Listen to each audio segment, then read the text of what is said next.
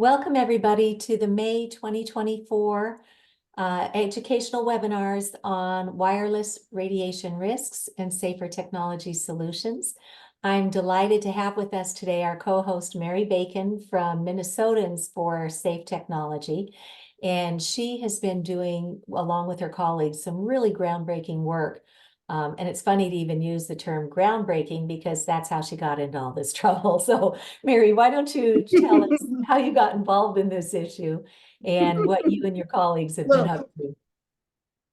Oh yeah, thank you, Cece, for having me and letting me co-host. It's pretty exciting, actually, what we've been able to accomplish in a small way in Minnesota. We have accidentally found a weak point in Verizon's strategy for installing towers in our neighborhoods. And I came in, became an activist in this field a couple of years ago. I just happened to be walking down my street, and here comes a contractor hired by Verizon with some big 5G, what's called a small cell pole. It's about 30 feet tall, and it's about 12 inches around. It's got 3 5G emitters at the top. And so here pulls up a truck. They're offloading one of these poles to install right in front of one of my neighbor's bedroom windows who has multiple sclerosis. And me and one of my neighbors just she ran out of her house. I was walking by. We said, no, we don't want that here.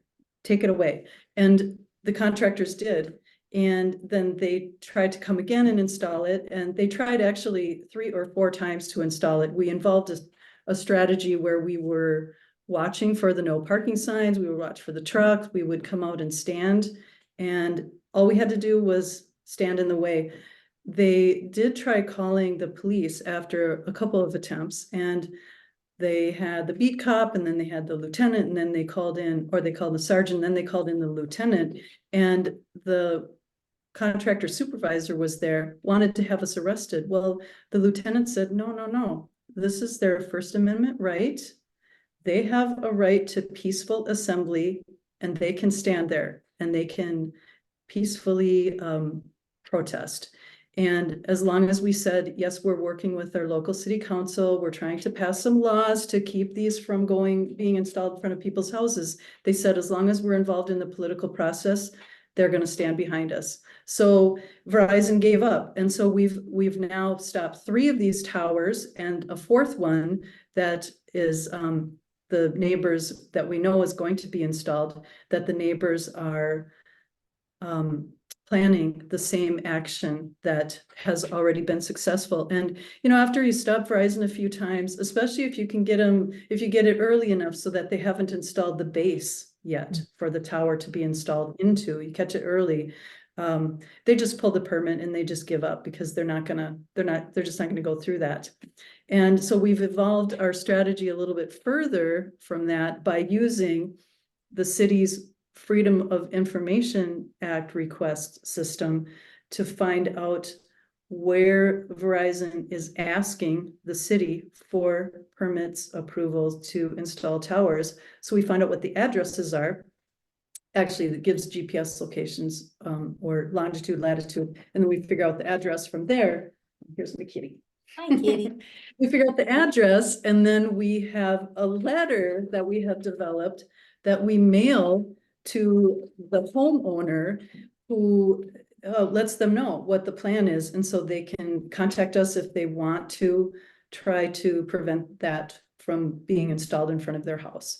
And we've had a few people become activated that way and stopped a few towers. And it's turned out to be pretty successful. We have not been able to pass any legislation in Minnesota yet, although we have one of our Minnesota senators, Scott Dibble, has written 3 bills for us, and you can access those on our website, mn4safetech.org. There's links to those bills and you can read through them. Basically, they're asking for 300-foot setbacks, 1-year moratorium on installations to study health effects, and permissions and funding to do that sort of thing. And then the other thing that we've been doing is we've been on the 5G towers that they have been installing in front of people's homes. We've got a poster that we put on the tower, on the power meter block section of the tower. There's just a perfect spot for 8.5 by 11, the poster we put on there. And it lets people know what the equipment is that they're looking at. Because a lot of people don't even know what that tower is and what it's doing. That's So excellent. I know in New Hampshire, when we got the law passed to investigate, one of the recommendations in their commission report is that you have to label things at eye level so people know when they're walking down the street that they're near a high radio frequency field emission. So, oh wow, I am just so yeah, inspired by everything you guys are doing. thank you. Yeah, so keep it up, and I know people are doing this on borrowed time. So we know life happens, and it's really great that you've got a group of people working on this. So if you have to go offline to take care of other life priorities, or one of your colleagues does, it doesn't just fall apart. So building that local community is critically important. So thank you. So folks, what we're going to do is this is a 2-hour program. And I'm going to, in a moment, share my screen, and I'll go through a presentation that talks to us about what wireless technology is, how it got here, what the risks are, what the science is saying, what's happening in public policy, what's happening at the local level for a lot of places, and most importantly, what can we do to have amazing technology, but without all these risks from wireless radiation? So I'll do my... You've frozen, Cece. Oh, I know. We just must have a shaky connection tonight. So we will send out the recording of this to everybody who registered, and we will also include my slides, because in the slides you'll see that I've got links to everything. You know, we tell people don't take our word on any of this. If anything we've already figured out will help you to connect the dots more quickly, by all means, use our presentation as your launch point to do your own deep dive. So I'm going to go ahead and start my screen share. All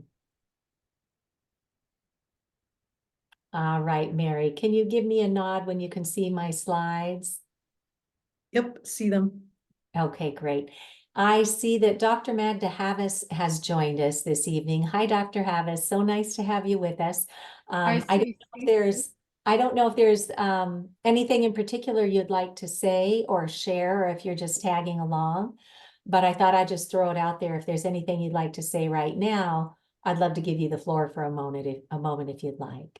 Thank you. I'm okay, Cece. I'm just going to watch and listen, and I'll let you know if I have anything to comment on.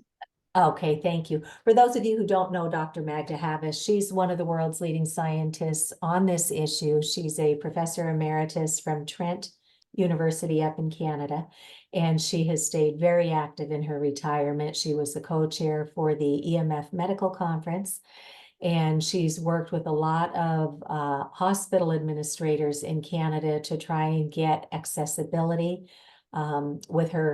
with one of her colleagues, Sheena Symington, up there. They run the Electrosensitive Society. So we'll see a little bit more of Dr. Havas's work, but we're just thrilled to have you with us again tonight. Okay, so this is what my slides look like. And again, we will be sending those out to everybody who registered. And I just thought I'd start with a little bit about how I got involved with the wireless radiation issue. That MTPW after my name just means I had the privilege in technical and professional writing from Northeastern University. And I also have a bachelor's in communication studies, and never did I imagine this is where I would be using my skill set. But I'm so grateful that I enjoy public speaking, and that I've had the privilege of connecting with world-leading experts who have guided me on my own journey here. So I began way back in about 2013. I was at book group, and a girlfriend of mine is an electrical engineer, and she was tipping us off that there could be something up biologically with today's wireless technology. But, you know, it was book group, so I just kind of made a mental note of it. And then not long after that, I saw something by the American Academy of Environmental Medicine asking our school superintendents in this position statement not to allow wireless into the schools.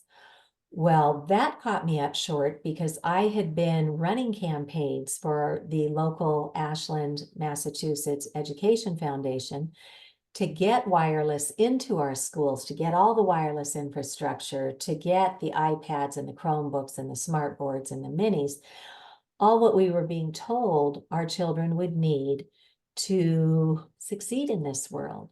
And so that was when I first fell down the rabbit hole. And I thought, I wonder if there's any science to this. So I just started looking, and I was astounded to find literally thousands of studies all over the world showing extensive biological harm. So that's where I got involved. And, having brought this into my children's schools, I thought, wow, I better go talk to the schools about this. And it was not an easy conversation to have because industry had already gotten a head start with their 21st century classroom, making us think we needed to have all this technology all over our schools. But when they started investigating, we ultimately became the first public school district in the United States to even have a little sign like this hanging in our classrooms with best practices for mobile devices. Turn off these devices when not in use. Don't let them just lie around pulsating the radiation. Turn the Wi-Fi on only when needed, and always place the mobile device on a solid surface. And in a moment, we'll walk you through the legal fine print that comes in all of our devices that gives us this actual warning. So we did that. And then I realized that my schools had just hung a sign. They weren't actually turning off the wireless or even reducing it. They were waiting for higher authorities to tell them what to do. So I went to my legislators, and we have had up to 20 bills in a given session here in Massachusetts. Right now we have 6. I think we still lead the nation with 6. But we've been doing this with our legislators for 10 years. And in the meantime, so many children and adults have developed electromagnetic illnesses. But we also helped New Hampshire to actually pass the first law in the country to do the deep dive into this. And we're going to teach you a bit about that tonight. Hey, my too. bro. Oh, Stephen, can you please mute yourself? Man, let me. Oh yeah, sorry. Thank you very much. Okay, and then I was connected by Dr. Deborah Davis. She's a Nobel Peace Prize co-laureate on climate change and one of the world's leading scientists on the wireless radiation issue. She introduced me to some folks in Europe who were putting together educational materials to help everybody learn, because we can't fix this until people know about it. So we started a little nonprofit called Wireless Education, and we developed materials where you could take an online course in about a half an hour and get a pretty good basic understanding of this. It can be rolled out for schools, for municipalities, for workplaces, so that you can do that training and track it through compliance. There's a certificate of compliance at the end.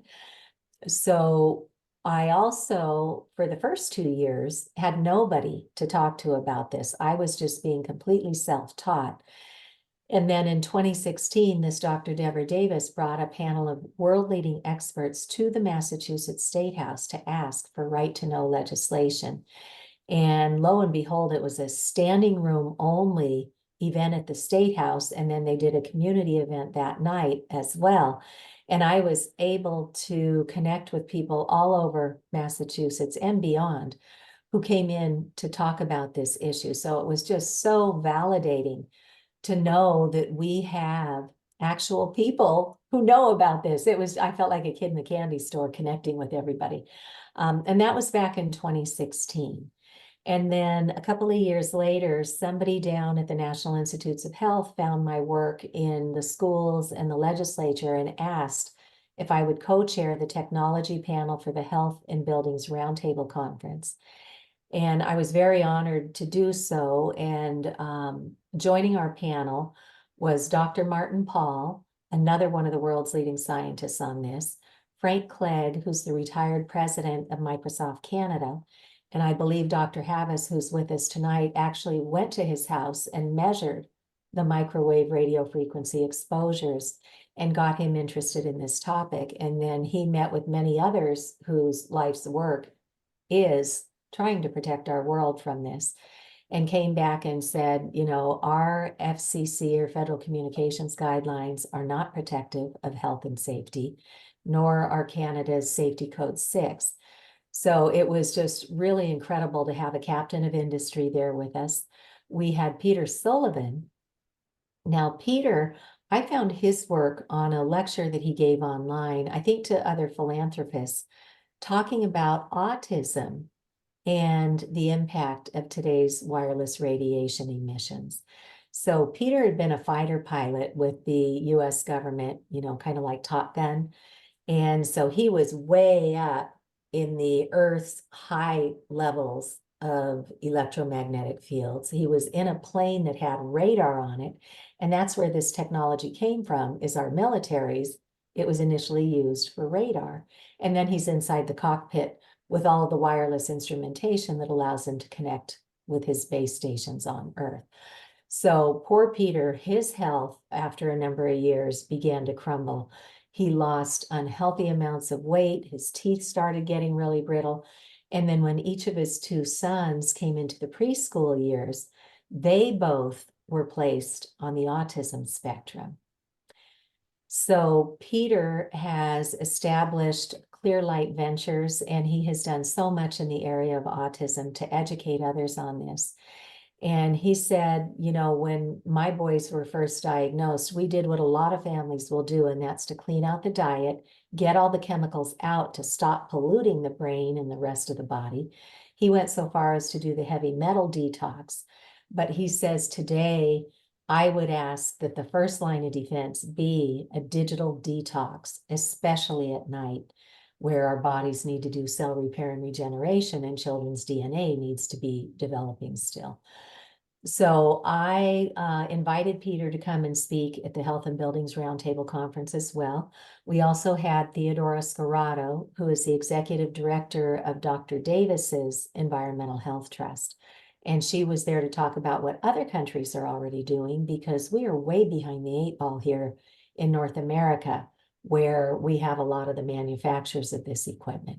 So other countries are further along in protecting their citizens. And the reason why I especially like to share this link is that we were all limited to about 10 minutes in our talks. So it's a very highly credible, quick way to bring in the science and the experts for those you may want to share this issue with, who are dubious because all they've ever heard is industry messaging. So that's a really good one to share. And then one of the major gaps we had when I fell down the rabbit hole a decade ago is we could tell so many people were developing sicknesses from electromagnetic fields. Those are the pulsations of man-made energy, microwave radiation, radio frequency radiation.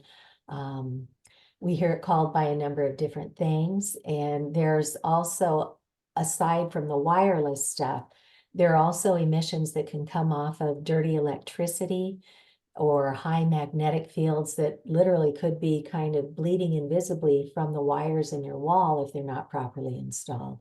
And that can also make people sick too. So we had no way to get training to healthcare practitioners.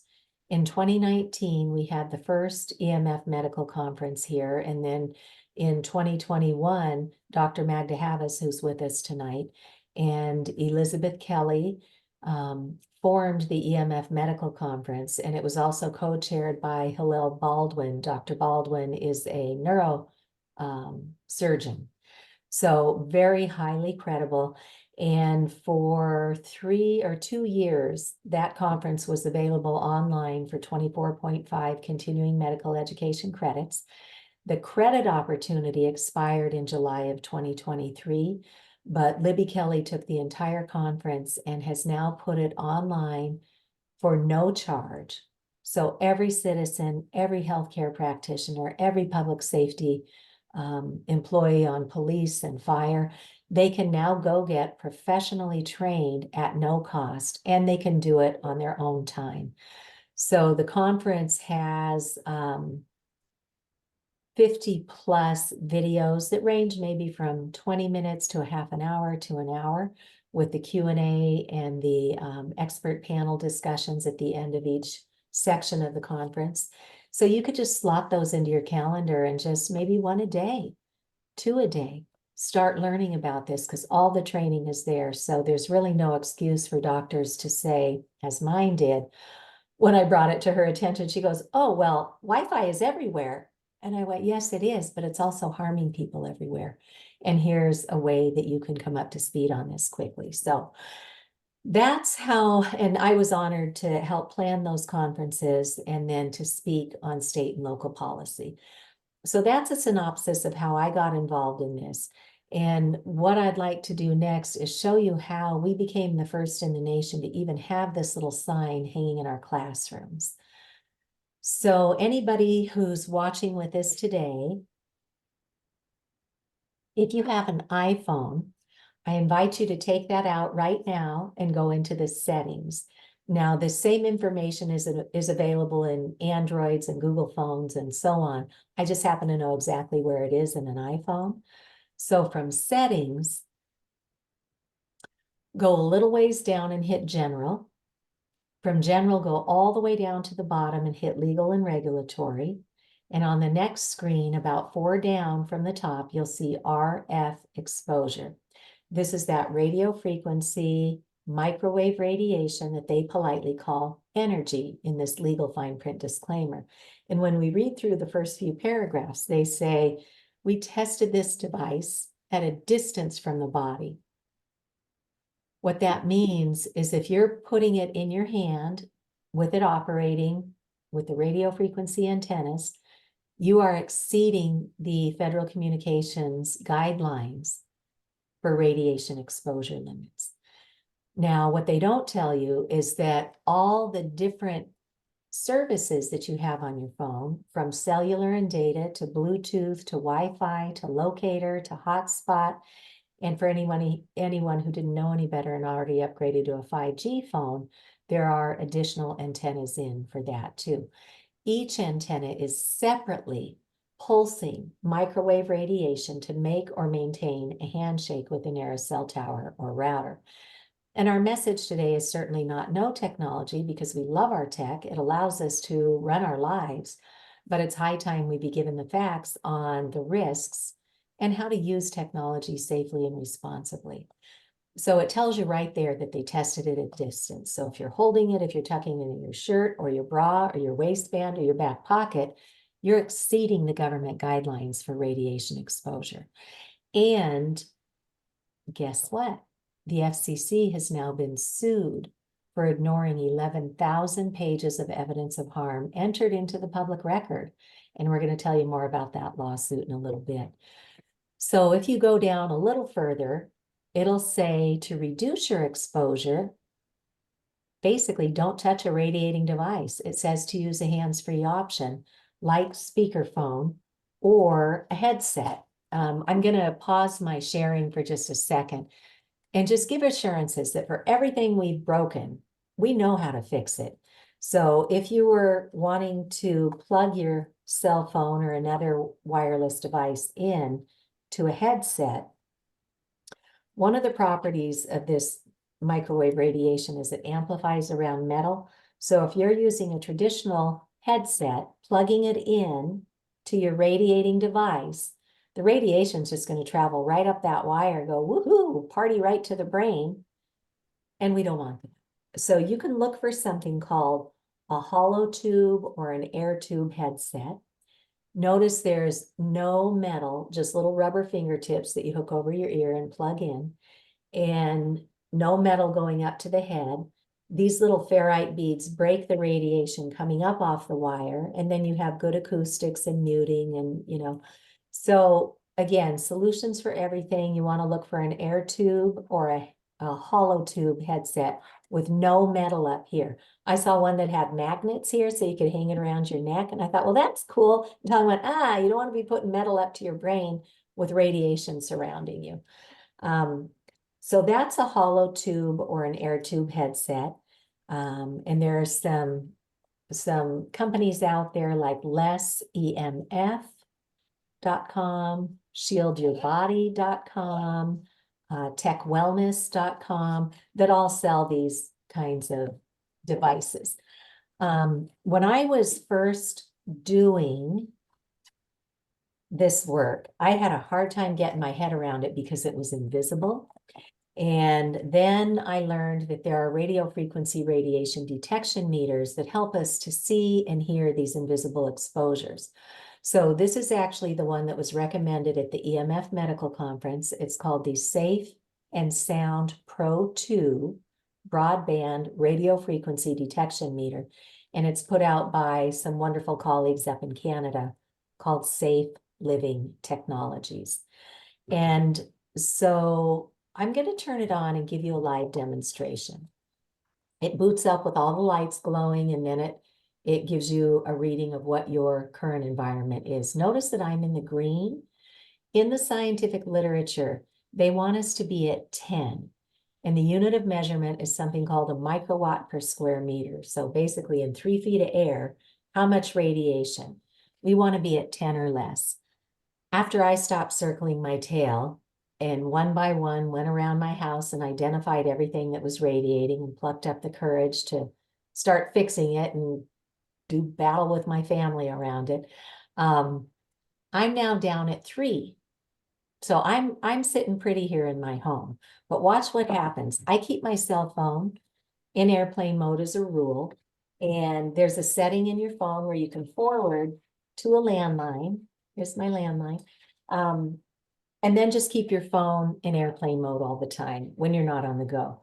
But watch what happens when I come out of airplane mode and all of these antennas start to radiate.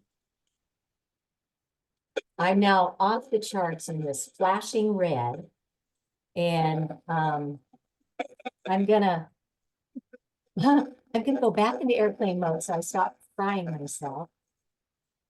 And we see as the radiation dissipates out the air, it comes back down to that healthy green. So we went from 3 microwatts per square meter to 1,920,000. Pulsing, pulsing, pulsing, pulsing, pulsing radiation at us. So that is what we're up against. And that's just from one device. With 5G and the Internet of Things, the industry is forecasting that every home will have 200 wireless devices connected through the Internet of Things. Unless we learn how to do things differently and safely. So I'm going to resume my screen share. And I went after a grant in my town and became the first in the United States to put a radio frequency radiation detection meter on loan in my public library. Now people can take it out, take it home and measure, go into their schools and measure, see what's going on in your car, in your office, in your recreation areas, your places of worship. Seeing is believing. So it's critically important to have a good meter. And then others around the country have started putting a meter on loan. We just got word that Pittsfield has got one. They have a big fight going on right now where Verizon put a cell tower on top of the neighborhood that made 17 children and adults so sick they've had to abandon their homes. Several have now died of cancers. But we'll talk more about that in a minute too. So just recently, Sunderland in Massachusetts also got the Safe and Sound Pro 2 meter. My library has the Acoustimeter, which is also a fine meter. They're both in the $400 range. But if your library cannot afford that or only has partial funding, please have the librarian reach out to the Environmental Health Trust. They have a small grant fund and they're helping libraries to get these put into the community. So just know, again, solutions abound, and we're just here to help you understand where to turn. One of the last bastions of independent reporting is our local cable stations. And my local cable station came into my home and we did a 23-minute public service announcement where we literally do a walkthrough and show what common exposures are and then make suggestions for how to remediate that. And I've been offered the opportunity in Worcester, Massachusetts, to have my own cable show that we call Tech Safe. And we've recorded, I think it's 34 episodes now. And they're all 28 minutes. So a very quick and easy way to stay on top of this issue and to hear from doctors and scientists and citizens who've been injured and citizens who are making inroads in their communities. So it's a great way to stay inspired because we know this work is very challenging, but we want to keep lifting everybody up. So feel free to watch any of those videos that interest you. Okay, so again, we say, don't take our word on any of this. Get to know the science for yourself because that's your best strength in going up against all the industry messaging that got a huge head start on us. So what does the science say? First, we'll look at the long-term effects, and then we'll take a peek at the short-term effects. Child and adult cancers. So about 20 years ago, our own government, the Food and Drug Administration, commissioned the National Toxicology Program to investigate whether cell phones could be harmful. Now, the National Toxicology Program is arguably the gold standard on toxics research in the world. And this is the largest study that they've ever done, $30 million to see if cell phones were safe. At the end of the day, after an unprecedented 3-day peer review at the National Institutes of Health, they determined clear evidence of cancerous tumors, DNA damage, and more. Now, clear evidence is the highest of 5 categories they could assign. Well, the industry will get a hold of a good study and go, oh, that's just one study, you need to have more. And right on the heels of our incredible study here, Italy's Ramazzini Institute concluded another multi-million-dollar study on cell tower base stations that found the same thing, cancers, DNA damage, and more. And many years ago in 2011, as we'll see in a little bit, the World Health Organization classified this as a group 2B possible human carcinogen. And what was missing at that time were these animal studies that we now have concluded. So that should have triggered public policy, but we'll talk about what's going on with our federal agencies in a minute. So cancers, DNA damage, which is the roadmap to grow proper anything from a child to a plant to a pollinator to any biome out there. And then the infertility studies are what got me on my feet when I started reading the science. They've taken male human sperm, exposed it to a laptop with the antennas radiating. It changed the DNA, it slowed the motility, and it caused far fewer sperm to be viable in just 4 hours of exposure to a laptop. And I went, you got to be kidding me. We had just sent my oldest daughter off to college with her MacBook, which of course she was using right on top of her reproductive organs. And then our youngest had just gone into high school, and for Christmas, we gave her a laptop thinking we'd give her a leg up in high school. And she too was using it right on top of her reproductive organs. And we have additional studies on biological effects for women, higher miscarriage rates, and sadly more. So neurotoxicity, we now have an epidemic of anxiety and depression in all of our industrialized nations. Dr. Hugh Taylor founded the Autism Lab. Dr. Hugh Taylor is the head of OB/GYN at Yale Medical, and he has done some of these rodent studies, and he found that when they exposed the pregnant mice to these radio frequency signals from a cell phone, when the pups were born, they were bouncing off the walls of the cage, not a care in the world, kind of like a child with attention deficit or attention deficit hyperactivity disorder. Dr. Martha Herbert founded the Autism Lab at Massachusetts General Hospital. She's now retired, but she was a pediatric neurologist from Harvard. And she saw huge connections between what we know scientifically this radio frequency is doing to the brain and the central nervous system, and what she sees happening to the families in her care. Dr. Martin Pall called the science on autism, and he also talks about mechanisms of harm, and he sees that where autism or Alzheimer's used to start happening, to people late in life, maybe your 70s or 80s or 90s, we're now seeing it in 60-year-olds, 50s, 40s, 30s, and even in some cases, people in their 20s. So we cannot continue to pulsate the brain with microwave radiation and expect that we're going to operate as we used to. We're so very grateful because industry has a pretty good lock on mainstream media, so people are just kept in the dark. So we're really grateful when more mainstream groups like the Environmental Working Group are able to secure funding to put resources on this. Now, I first learned about EWG as a mom. They put out this set of lists every year, the Clean 15 and the Dirty Dozen, which address pesticides in our foods and which foods you should buy organically and which you can probably get away with buying conventionally. But that's how I first knew about their work. They have now begun putting out fact sheets, or they actually have for a number of years. This is one, protecting kids from wireless radiation in schools and at home. And then here's one on radio frequency radiation in the nervous system.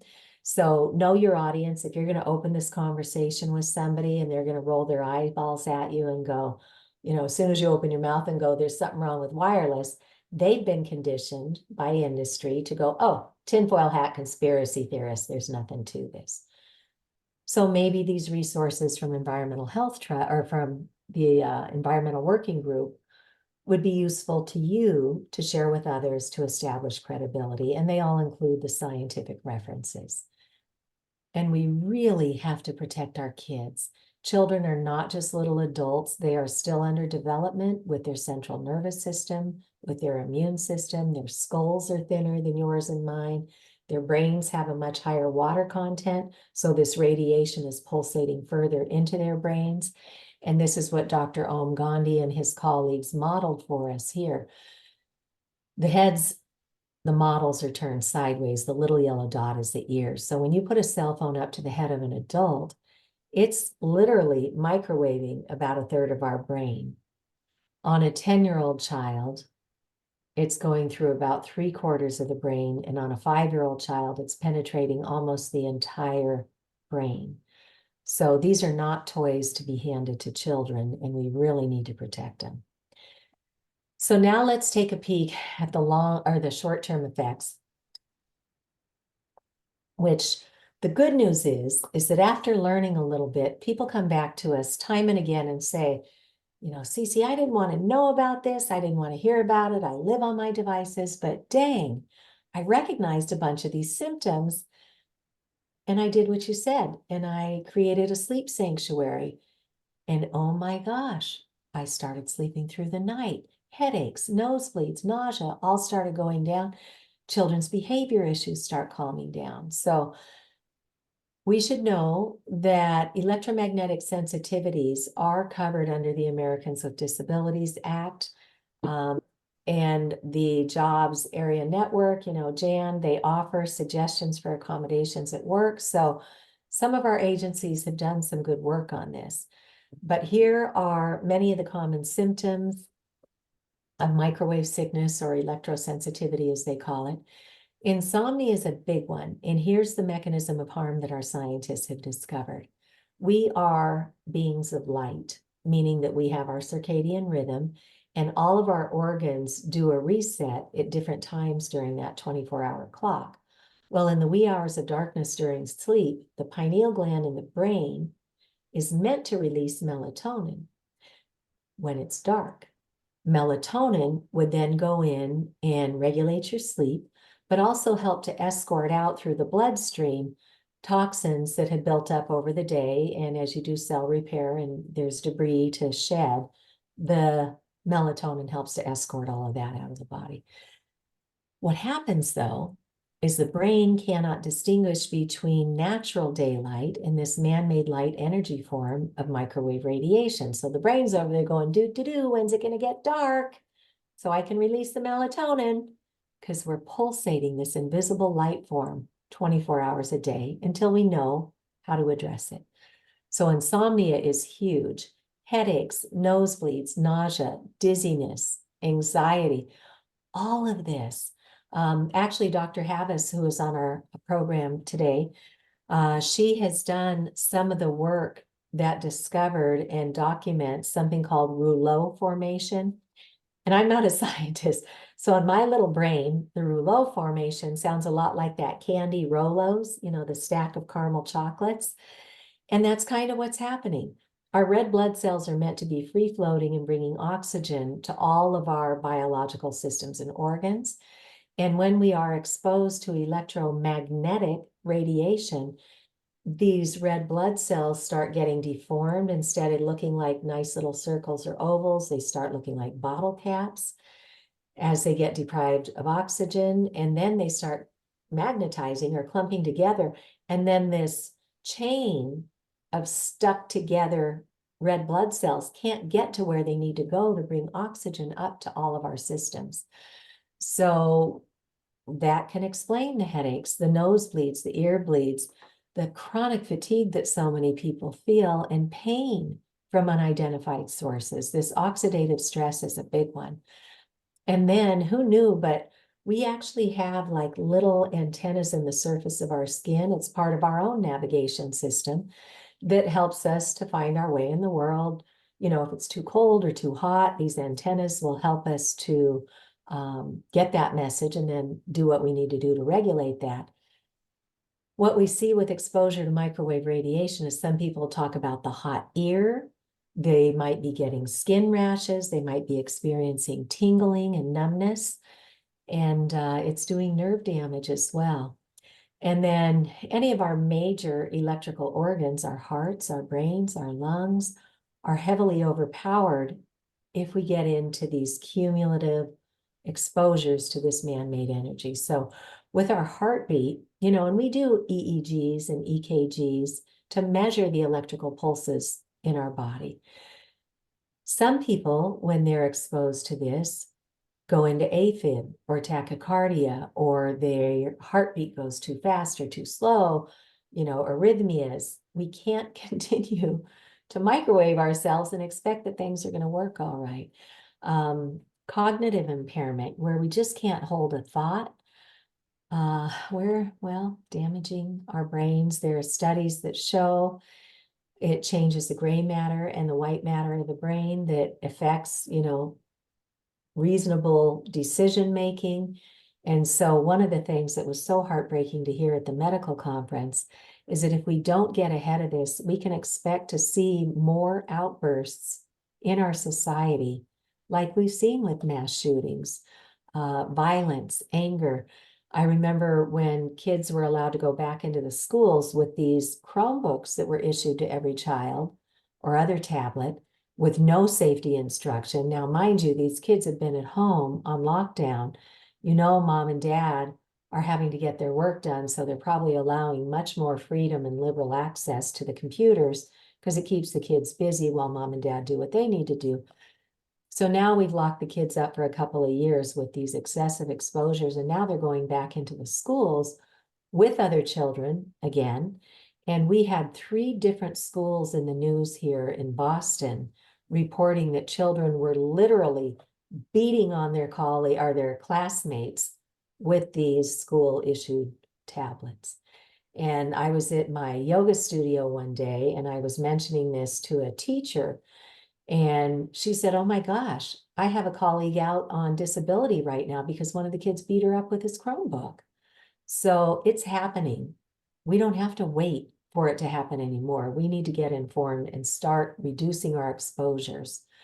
And the anxiety, depression, suicidal ideation. Here's a good study that Dr. Martin Paul did that talks about these neurological effects if you want to hand somebody a study.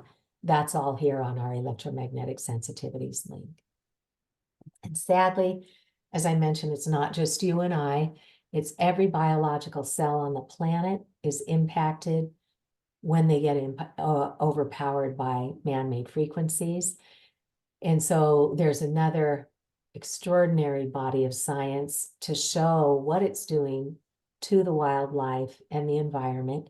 And our friends at the Environmental Health Trust have recently launched a new website that's beautiful. You can go out there and pull up the studies and what we need to be doing. So just as I talked about, we have our own little systems built in to help us navigate safely. Our pollinators and our birds and the insect, everything is meant to be synchronized to the Earth's natural electromagnetic field. And there's a scientist named Schumann who figured out that the Earth has this beautiful healing energy that's there for all of us. We're all meant to be connected to the Earth's natural electromagnetic field. And that pulses at 7.83 times per second, just this beautiful healing energy. Well, when we got so fancy with digital technology, we now operate so the Earth is 7.83 hertz. We now operate in the megahertz range. That means 1 million times per second, we're getting pulsated with spiked microwave radiation. Now we're doing the gigahertz range, and that is 1 billion times per second. How anybody can fit a million or a billion of anything in a second is way beyond me. But imagine what that's doing. And now we have it scientifically documented.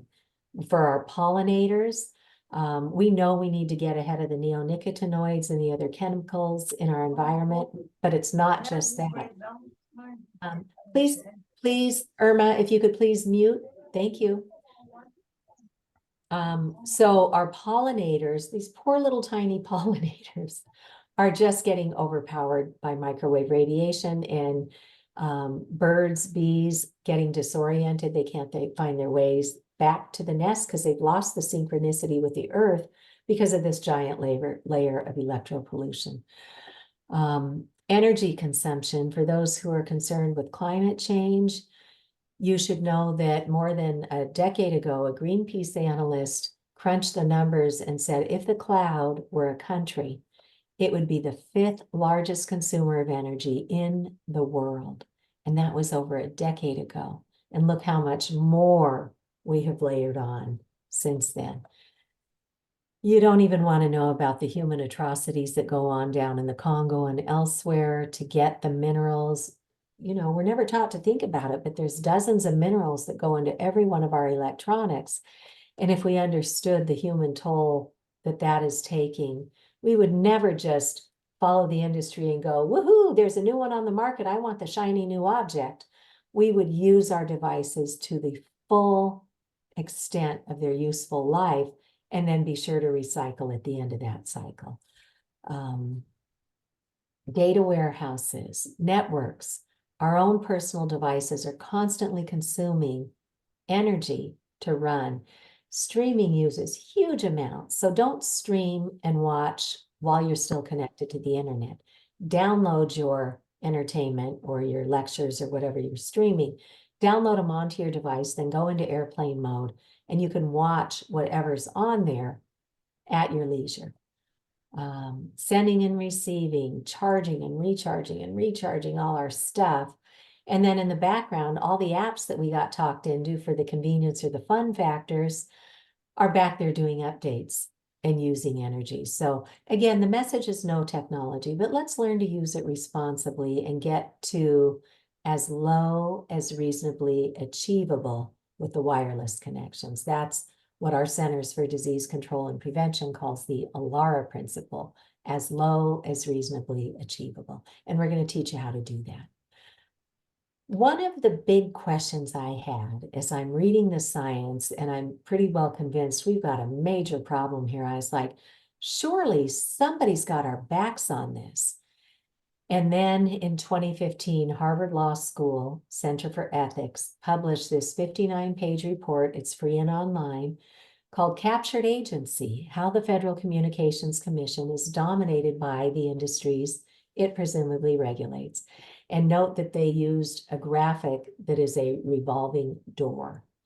And that's what our federal agencies in many areas have become. Coming from industry, leaving our government, working for industry, it goes round and round. And ProPublica has also done a good expose article on that. And I mentioned that the Food and Drug Administration commissioned our $30 million study 20 some odd years ago to investigate cell phones. Well, everybody who was on this back then has long since retired or passed away. The gentleman today at the Food and Drug Administration who's in charge of radiation is Dr. Jeffrey Shuren.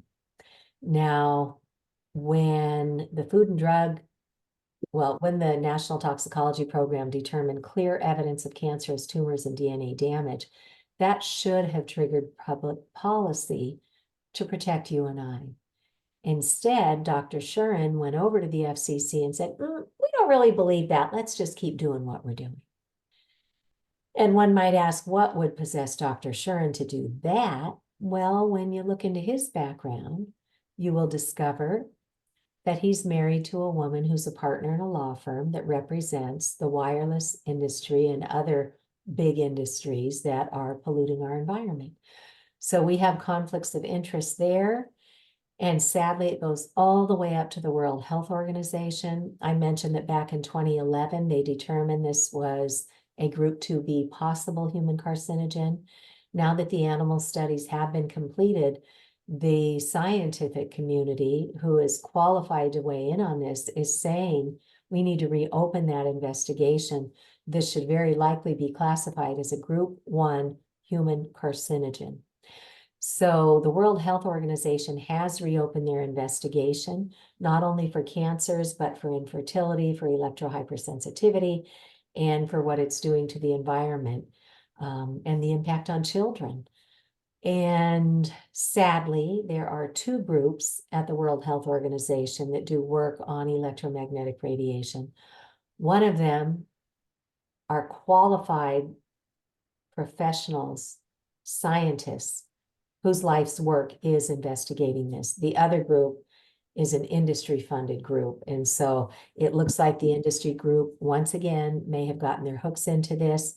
And even if you go to do a search on, their new investigation, you'll be hard-pressed to find it because the powers that be make it very difficult to find that information. You'll find old stuff on there from maybe 2016 that says, oh, it's still up in the air. Well, it's not still up in the air. We have the science. We need protections, but you can get through to the actual information through these links. So that is all the bad news.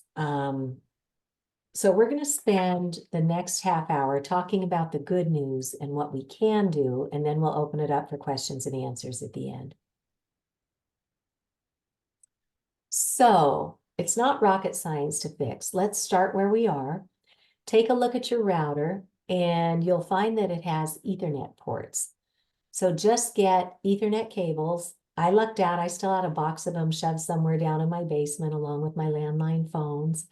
So I just plugged it all back in, and most of us today have more than one device.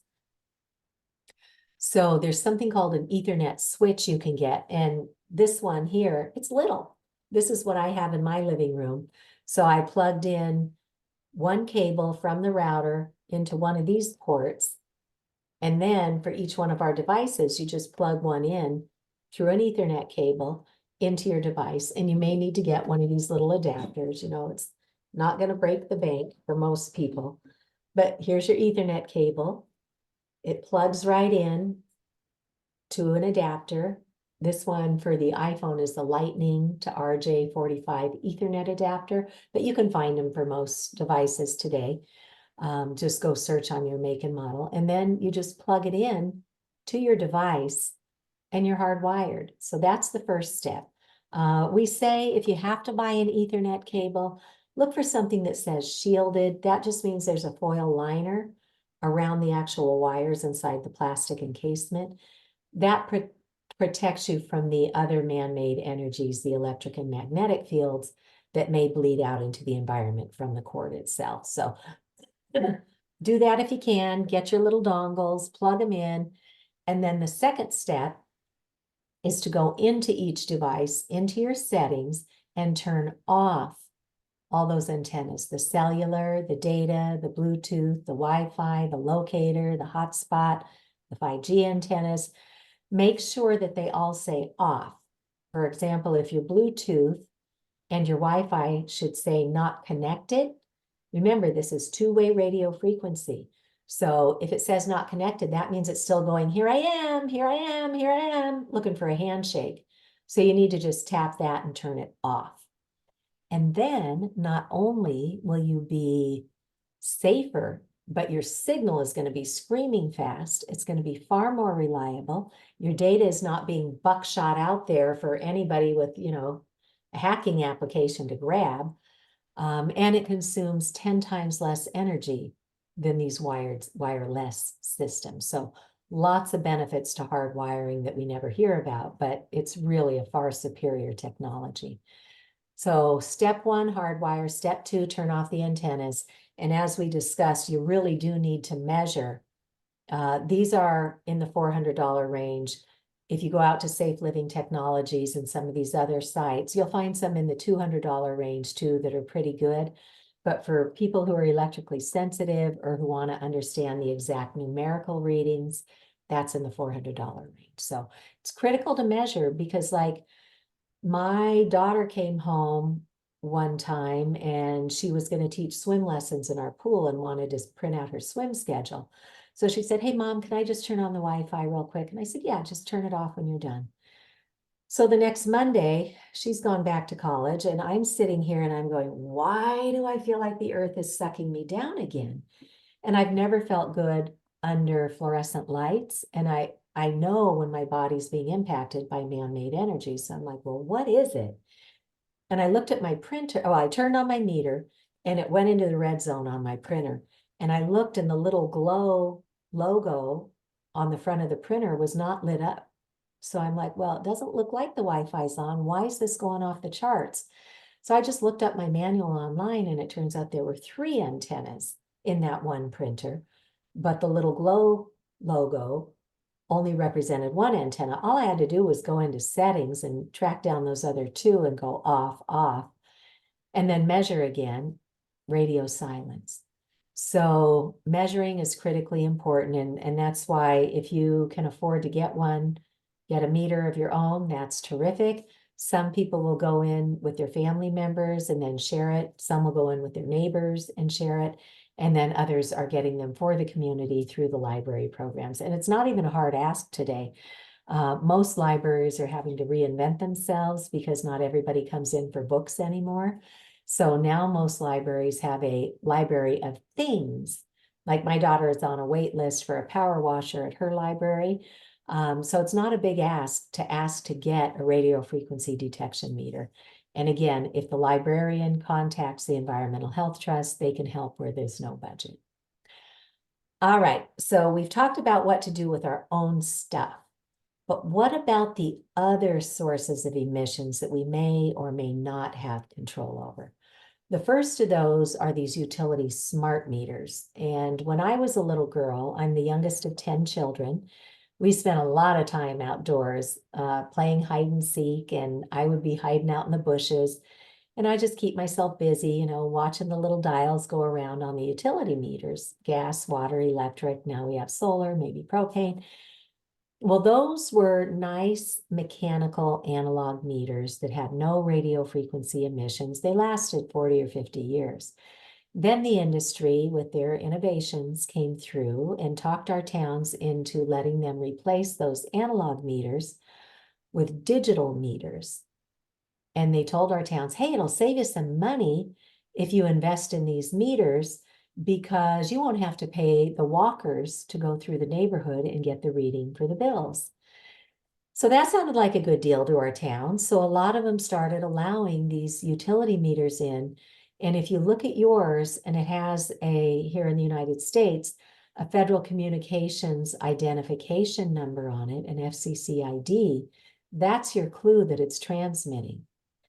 And so here's the deal with these. They pulse this radiation continuously. The industry will say, oh, it's just a few seconds a day. Well, when I sat down on my dining room floor opposite where these are mounted outside, I measured and did the math. And in a 24-hour period, that came out to 17,000 times a day. This thing is pulsating radiation into my home. For what? A once a month reading? That's just wrong. So they pulse the radiation continuously. And remember, we talked about radiation amplifying around wires and metal. Well, in some cases, we've seen that it can hop on the house wires and pipes, and that radiation can just travel on the metal, turning the house into one giant radiating antenna. We also have far too many reports of fires from power surges or improper grounding, explosions.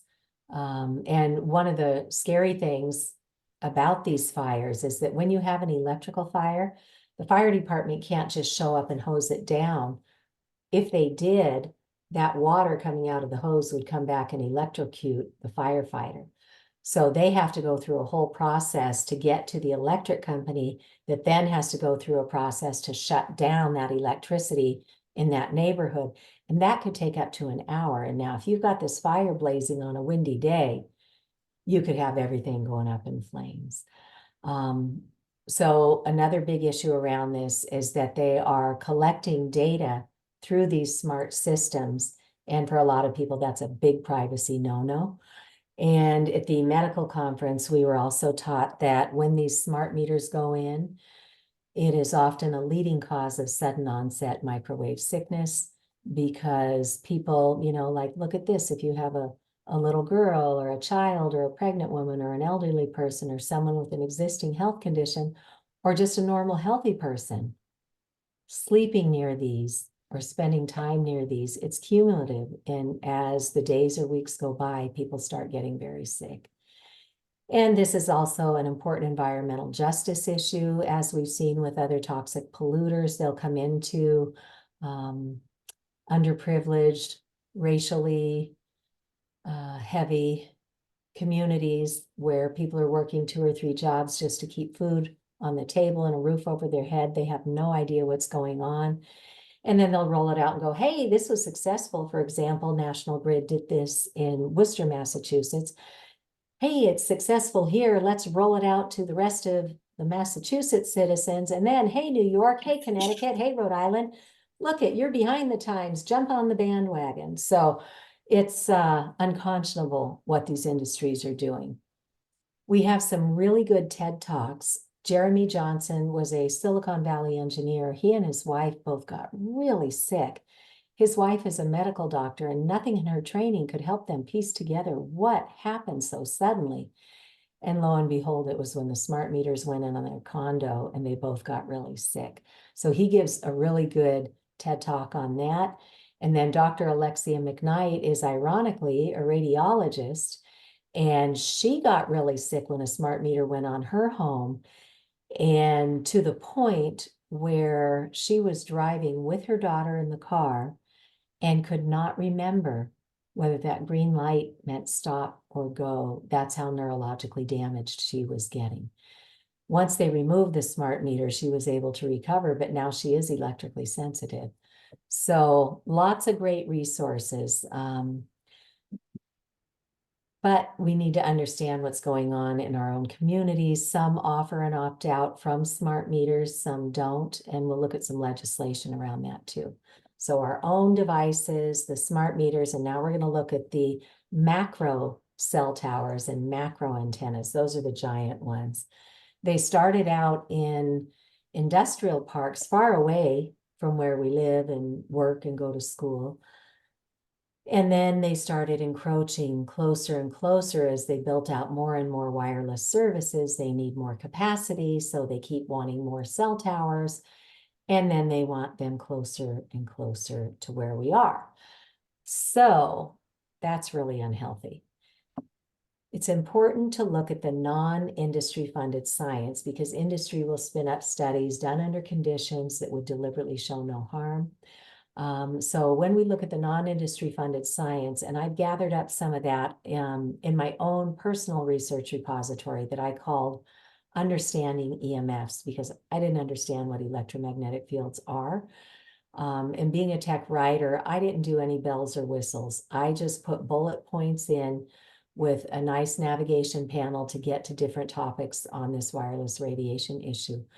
But when we look at the non-industry funded science, it tells us that there's a death curve and a neurotoxicity curve and other illnesses that starts coming down in the population when you're about 500 meters away from a cell tower. that's 1,640 feet. The curve starts coming down. It doesn't actually catch up to general population statistics for the anxiety, depression, insomnia, cancers, and so on, until almost double that at about 1,000 meters, or like 3,000 plus feet.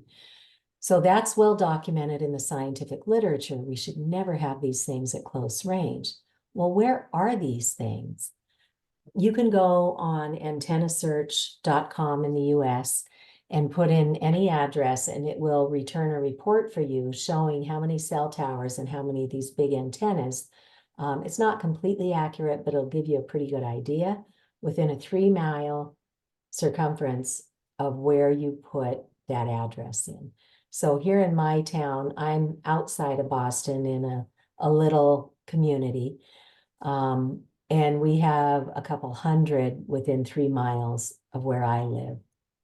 When I put in the address for our state house in Boston, 4,500 of these giant antennas, and these pulse for miles.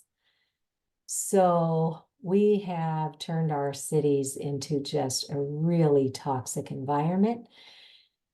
And that was the first layer with 2G, 3G, 4G macro antennas.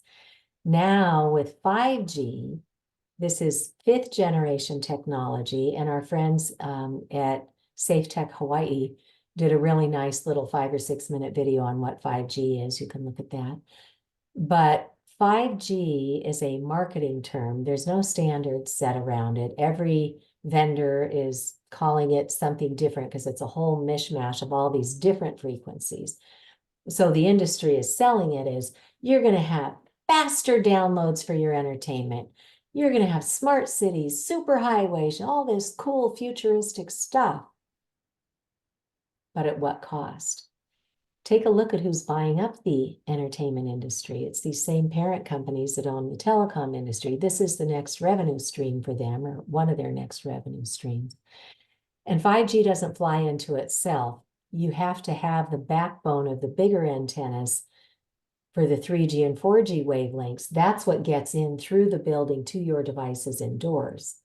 All that's left to monetize are these tiny little millimeter waves that they're spinning up as faster, faster, faster, but they're so little that they get dysregulated by things in the path, like rain or snow or trees.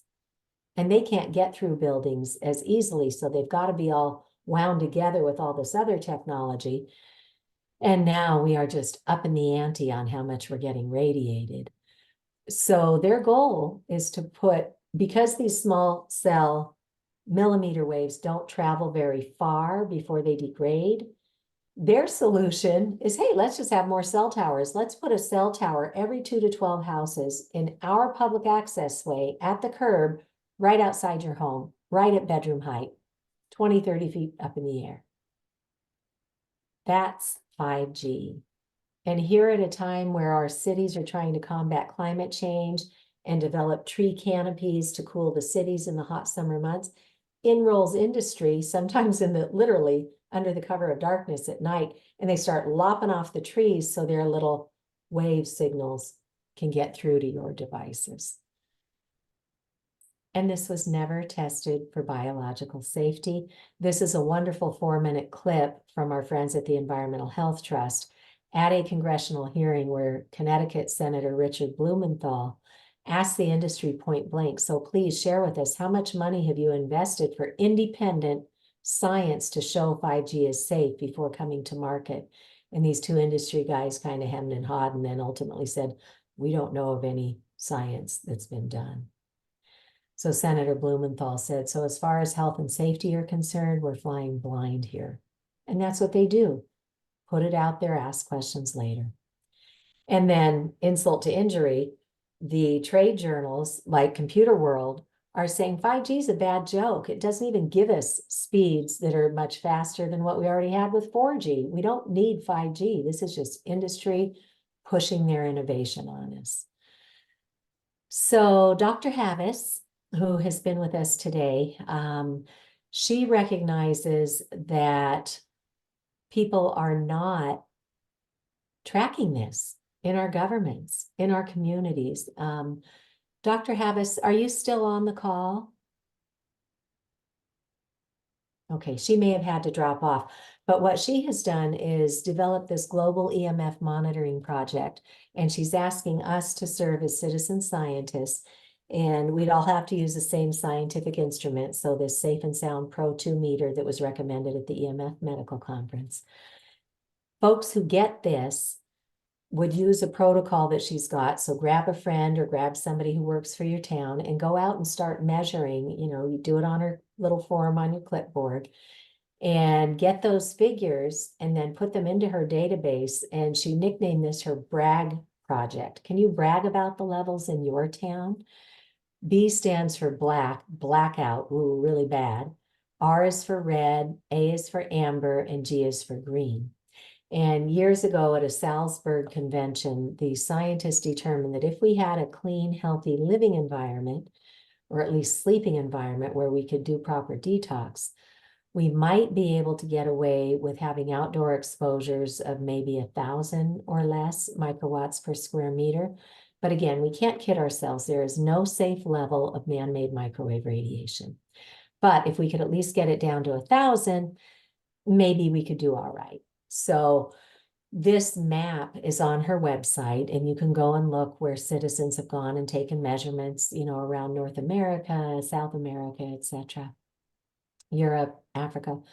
And so the more people who participate, the more robust the science will be, and the more Dr. Havas and her colleagues can use that to go to authorities and say, hey, look, this is what we are immersed in right now. Anybody who has not yet purchased a Safe and Sound meter, if you go to her website at globalemf.net and let them know that you would like to participate in the study, our friends at Safe Living Technologies who make that meter are offering a discount. I think I paid, instead of $400, I paid just above $300 for mine. So again, solutions abound, and we really want to help get the science and the information out there. So just to give you an idea, for outdoor measurements, again, we want to be less than 1,000 on that meter. And here's an idea of what communities are looking like today. One of our colleagues at New Hampshire for Safe Technology measured her local fire station, and it was in the green. In Keene, New Hampshire, they measured a couple of years ago, and it was in the yellow. And they have now installed 5G small cells at the curb in Keene, and we need to do a evaluation there, and we're going to be up there giving a talk soon so we can take that reading, but we're pretty sure it's in the red with those small cells installed at close range. Nashua, New Hampshire was already in the red, their capital in Concord. This reading in the red was taken during the pandemic where there were very few pedestrians and very few cars. This was just the ambient radiation, and it was already in the red. And then in Stratham, New Hampshire, they have a big, massive cell tower on their main drag, and that was already in the blackout. And we took a look in Boston, in the North End, which is a highly trafficked tourist area where we have these amazing Italian restaurants and bakeries. And what looked to be a really pretty wrought iron lamppost is actually a really pretty 5G small cell antenna right there at the curb where everybody's walking around, and right outside bedrooms, because these are all homes up above the storefronts. So on Hanover Street, which is the main strip in the North End here, you have these pretty wrought iron devices. When you look down the side roads, they put up these ugly gray monopoles right outside people's windows. So that's all the bad news. Now let's take inspiration from Martin Luther King Jr. He taught us that when we have important change in our society, it comes through 3 inroads. 1, the public learns about it and takes action. And that's what we're hoping to inspire with our educational webinars. 2, it goes through the courts and the guilty are held accountable. And 3, public policy finally catches up to protect the public, hopefully. So I'll go through some of the highlights in each of these areas. And then when you get the slides, feel free to dig around further through the links into what interests you most. So I talked about when Dr. Jeffrey Shuren went over to the FCC and said, let's keep doing what we're doing. Once the FCC took that determination from the FDA, they entered into something called the Federal Register. That made it formal that the FCC had no designs on changing their public radiation limits from 1996. Once that hit the Federal Register, then the lawsuits began, because there were 11,000 pages of evidence of harm entered into the public record that the FCC completely ignored. So the Environmental Health Trust, Children's Health Defense, and other parties across the country all filed lawsuits, and they were all combined into this lawsuit under the name of the Environmental Health Trust versus the FCC. And they spent thousands of dollars organizing the public record and presented these 3 judges in the DC Circuit Court of Appeals with 27 big fat binders of all the evidence. And the judges are going through it and they're saying to the FCC, so how did you determine you don't have to update your public radiation exposure limits? And the FCC said, well, the FDA said it was okay. So of course the judges asked, where is the homework from the FDA? And there is none. We have a huge regulatory gap because all the real scientists who were doing this investigation back in the 90s all got defunded. All their programs were cut when the industry pushed through the Telecommunications Act of 1996. So we have a huge regulatory gap today. So the judges actually found the FCC to be arbitrary and capricious. I didn't know what that meant, so I had to go look it up. It means they didn't do their homework. They just made it up. And they have remanded it or sent it back to the FCC to account for not only the cancers, but for infertility, for long-term effects, for effects on children and the elderly, for effects on the environment. But they didn't put a deadline to it. And it's now been nearly 3 years and the FCC has done nothing. So there's no cavalry coming. We have to address this ourselves and keep building out in all 3 areas. Many, many other lawsuits happening all over the country and all over the world. For the first time in the United States, a board of health investigated. And out in Pittsfield, Massachusetts, where Verizon put up that cell tower right on top of a neighborhood, that the Board of Health determined their homes were uninhabitable and they had to get out. Some got out, some had nowhere else to go and stayed. And we're now seeing people dying from one gentleman, bless him, he just died this month.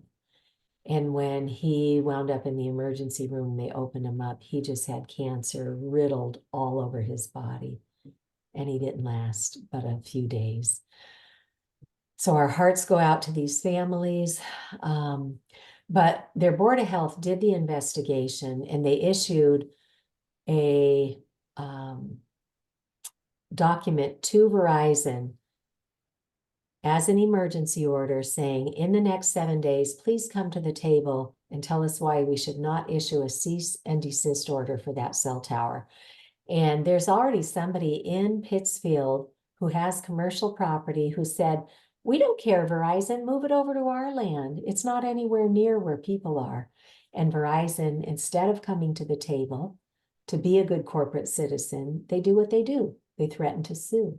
So they went to the courts and they got an injunction against the Board of Health saying, well, we don't think that you have any jurisdiction here because the telecom law says we kind of get to put these wherever we want. That's what they tell our towns. That's not actually what the telecom law says, but how would our towns know any differently?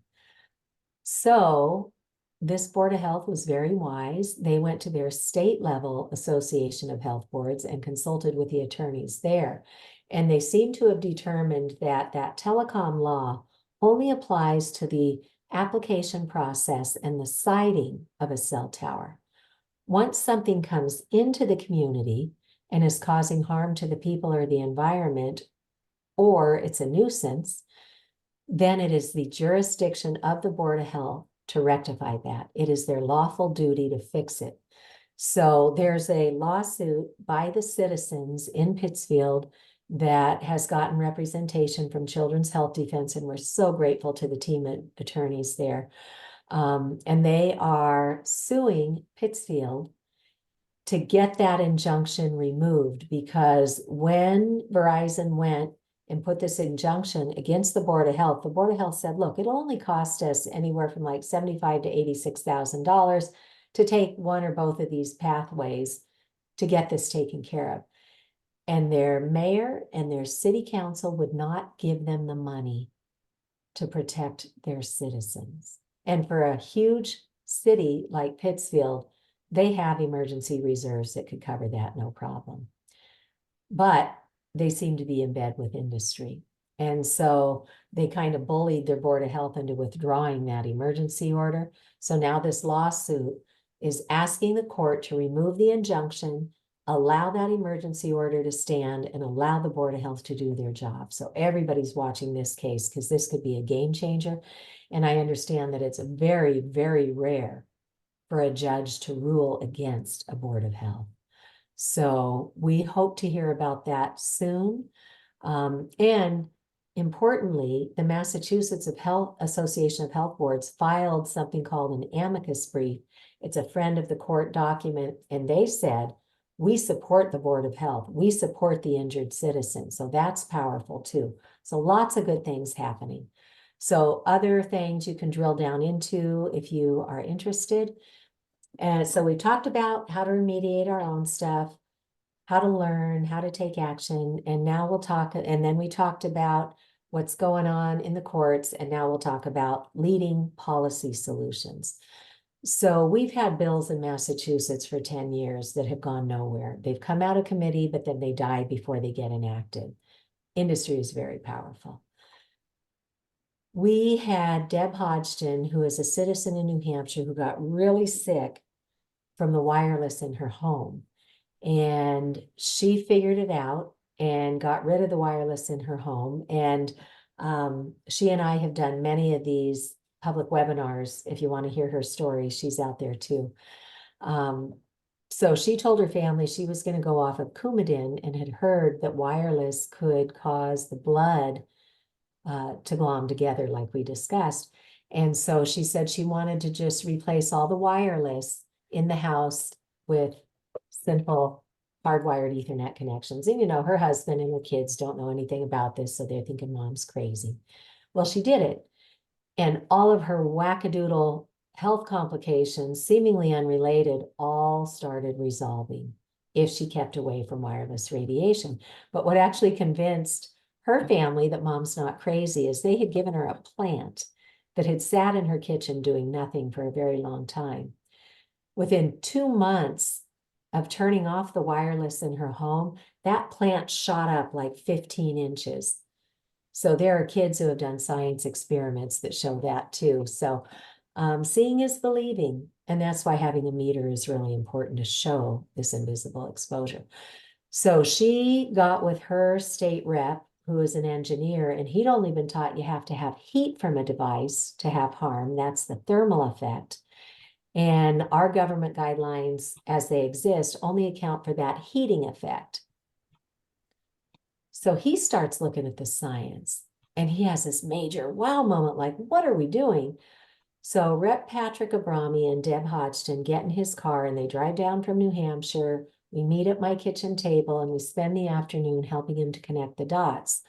Why have Lloyd's of London, Swiss Re, AM Best, why have they all long since recognized that this radiation is a world-leading risk? So they put exclusions in their policies. That should raise a red flag for every government agency, every municipality. If the insurance industry isn't covering it, we are in deep hot water. Why does the legal fine print even exist? And we talked about that earlier. Why are there thousands of peer-reviewed studies ignored by the FCC and other authorities? And why are they only looking at the thermal effects and ignoring the non-thermal biological effects? And why do we allow 100 times more radiation exposure than certain other countries? And why is nobody looking at the cumulative effect of this radiation coming from so many different directions at us at once?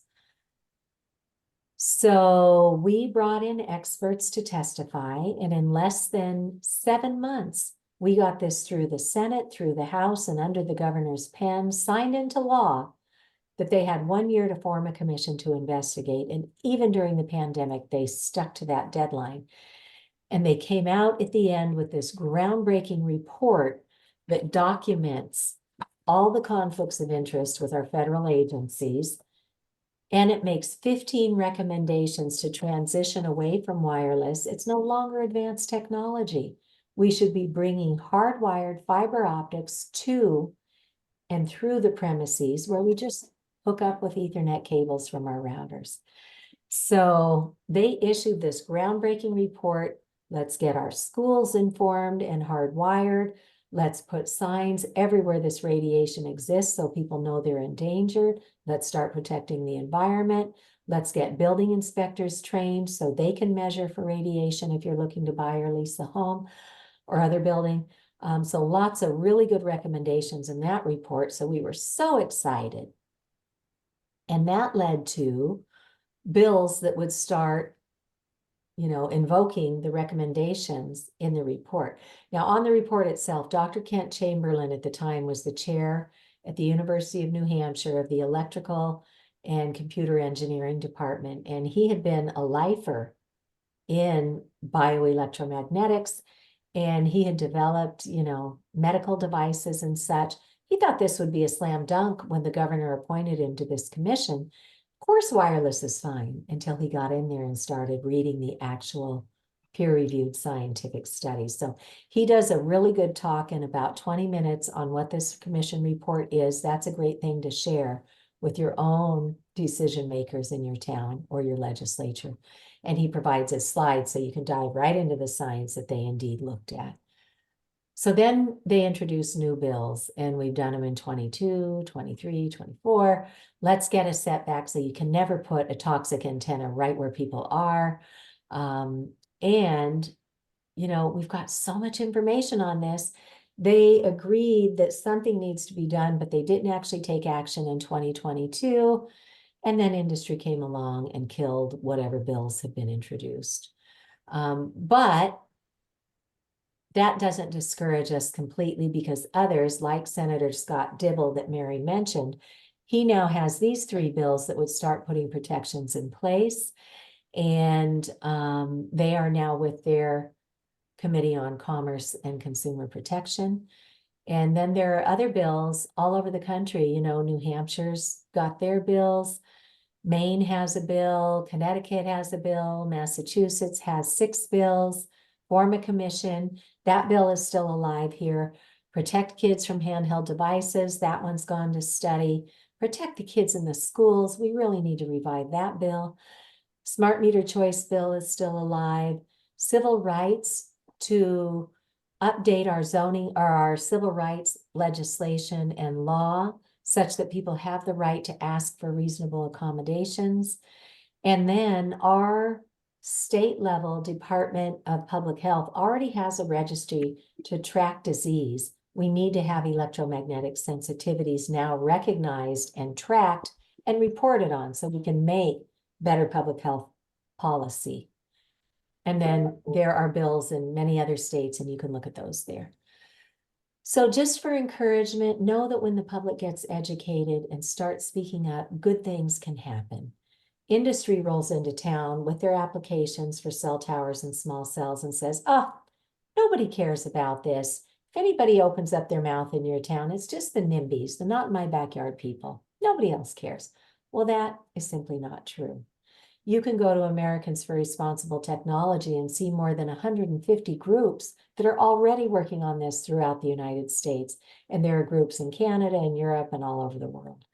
But for cell towers, for example, all these great inroads have happened, but nobody hears about it because mainstream media is owned by these same industries.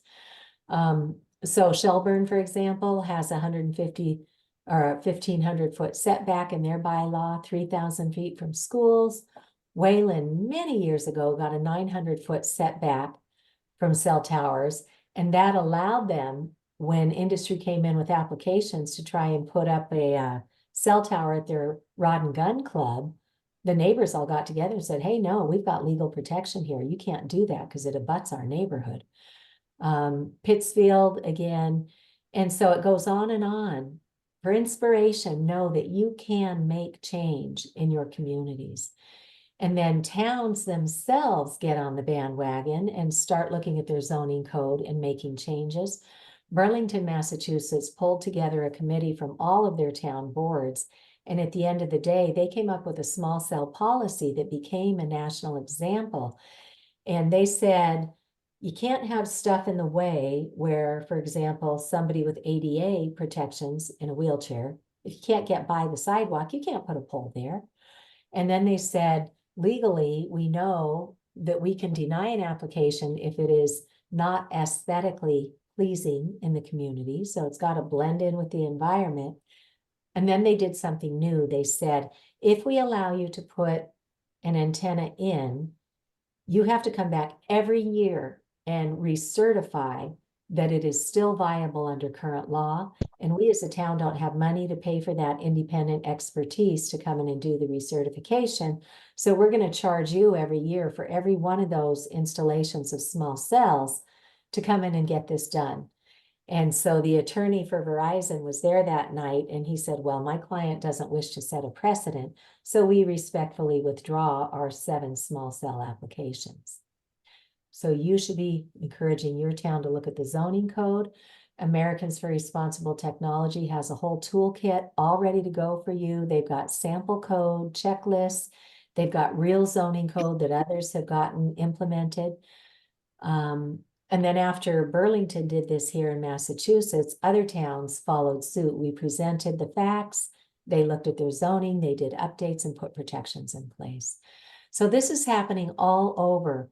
A panel of experts presented to Stamford, Connecticut, where the governor had already gotten in bed with industry, maybe unwittingly, and came up with a deal to have Connecticut's 5 largest cities start putting 5G small cells in at the curb inside neighborhoods right outside people's homes. Well, once they got educated in Stamford, they said, sorry, Governor, we're not doing it. And they didn't. Easton, Connecticut, a grandmother figured out 5G and went to her local board. They put a moratorium until it can be proven safe. And they've re-upped that ban a couple of times now. So this is going on all over the world. So feel free to dive in. Our poor kids in schools, my goodness, that 21st century classroom was such a raw deal for our kids. And little by little, people are starting to tune in and take action. A group of doctors banded together in Louisiana, and while they were advised not to go head on with the radiation, but to go instead where your own expertise is. Dr. Holly Groh is an ophthalmologist, a corneal surgeon, and she knows we're having an epidemic today of myopia because we're sitting in the shallows of screens and our eyeballs are meant to be constantly scanning the horizon to infinity to see our world, and we're losing it, and it's changing the shape of our eyes. She also got doctors who specialize in lifestyle choices, obesity, exercise, and all of that. So they have come up partnering with their Department of Public Health for best practices for digital devices. And in some of the resources in there, they do talk about the radio frequency. The Netherlands and Finland, others are taking tech out of the classroom because it's not what they were sold. It is not improving the learning process. It's a huge distraction, and we don't need it. New York Times did a series of articles on what Silicon Valley execs are doing. They're sending their children to schools with no technology, not hardwired, not wireless, no technology, because they know children do not properly develop in the shallows of a screen. And they go so far as to have their nannies sign contracts that there will be no screens around their children as they push it onto our children. But again, solutions for everything. Our friends Patty and Doug Wood, who head up grassroots environmental education, they have the Americans for Responsible Technology program, and they've also developed a program called Tech Safe Schools, and they have a whole toolkit for you there as well. If you reach out to them, they will send information packets to your school leaders to help make it easier for you to credibly establish this conversation. But do get people around you educated before you go to your schools, because they'll ignore just one voice.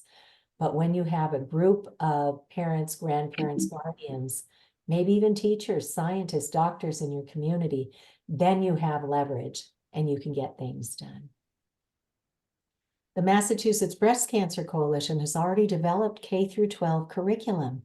Dr. Lexi McKnight, the one who got fried by the smart meter in her home, she's a radiologist, she and I have been brought in to do professional development, and here's a 46-minute professional development day presentation we gave for you to share or invite us in. We would love to help. Here's our little online course. We can literally train an entire district in about a half an hour online. And our friends at the Environmental Health Trust have many resources, handouts, flyers, postcards, information sheets that you can share with those you want to bring into the conversation. And they also help Maryland to become the first public health agency in the country to recommend hardwiring our schools. And there's a fact sheet you can look at there. The U.S. Collaborative for High Performance Schools is a green certifying organization, and they have a module on low EMF best practices. So it goes on and on. Other countries, when we sent our kids home for the pandemic, they taught them how to do it safely.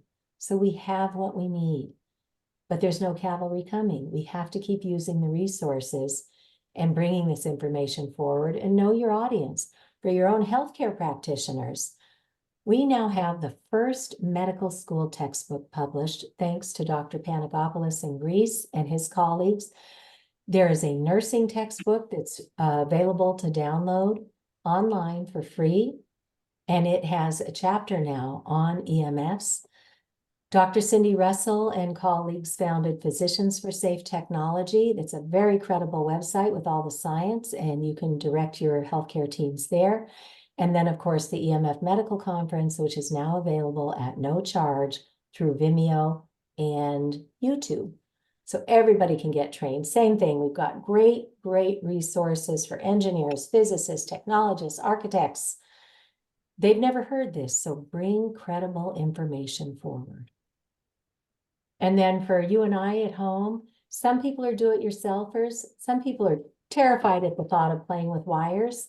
Your electrician can play with the wires for you. Just tell them where you want Ethernet ports in your house, or you can bring in a building biologist. These are professionally trained consultants that can do air and water quality, mold, VOCs, off-gassing, all of that stuff.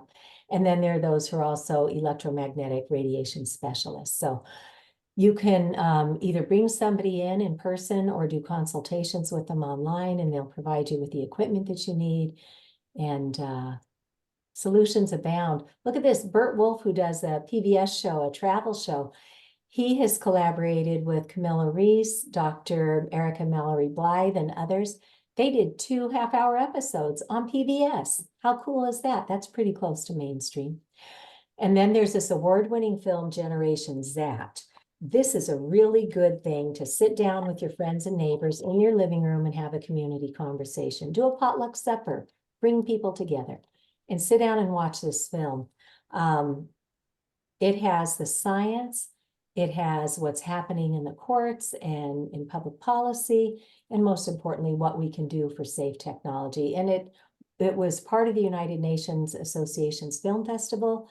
It won Best Documentary in a number of other festivals, so it's really good. You can get it through your library streaming services in most communities. It's on Amazon Prime in Europe. They just censored it here in the US, but it's a really good film. So lots and lots of toolkits and tools, and we have the same for our communities. Let's get to as low as reasonably achievable and look at the resources. I did a page for municipal leaders. I tried to stand in their shoes. What are they up against, and how do we address that? And then we, at the bottom line, have to differentiate between the industry and what they're pushing in and what's in our best interest in our communities. So with great thanks to this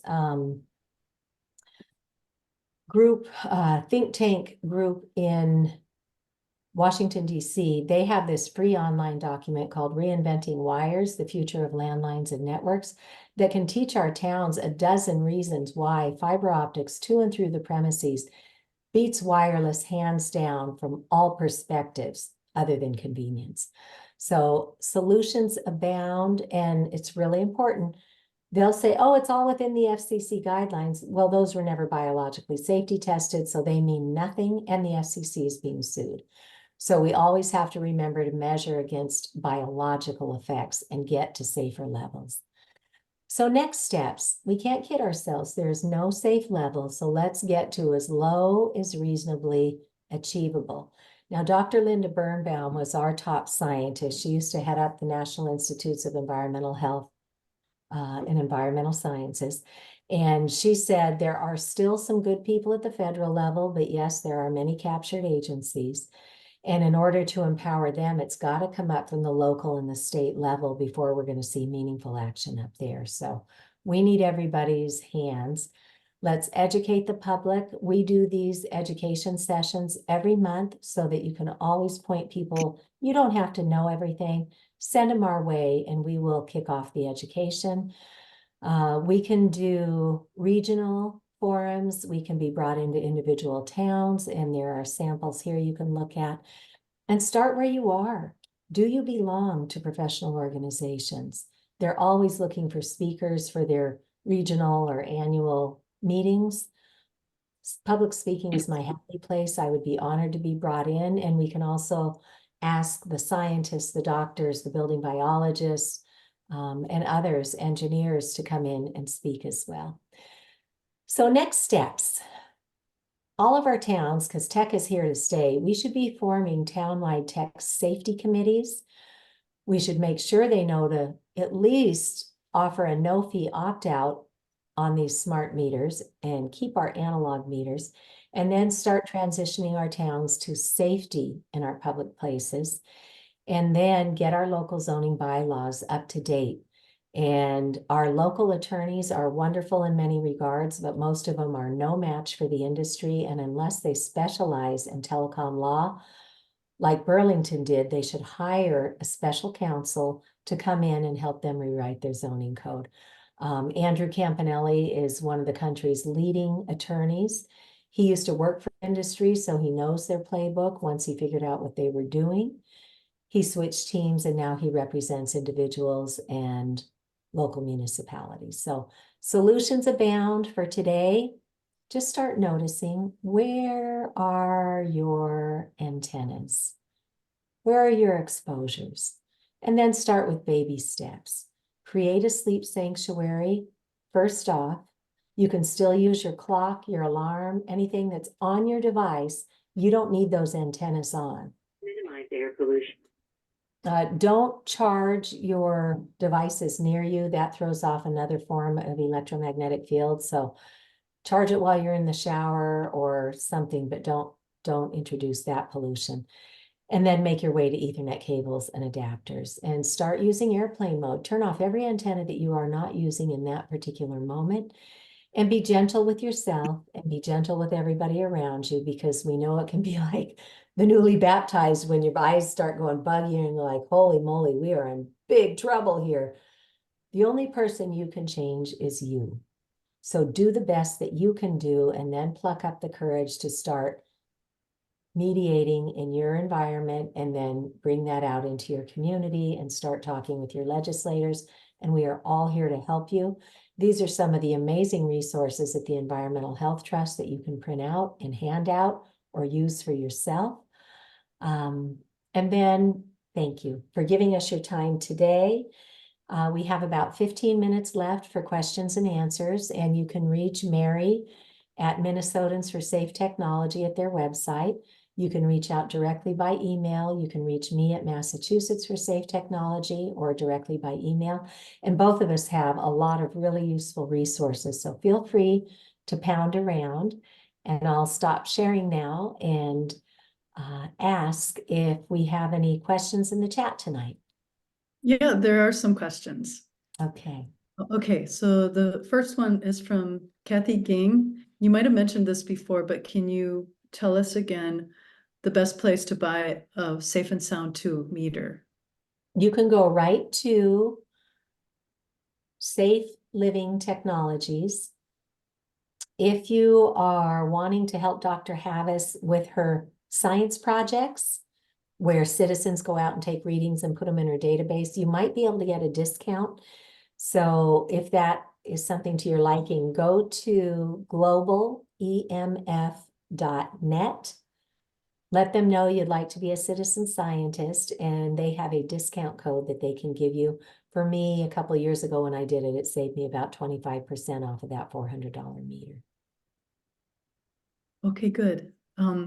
Simon Aloitz has a few questions, and Okay. these may have been answered already during the presentation. However, if you could just give the highlights. Sure.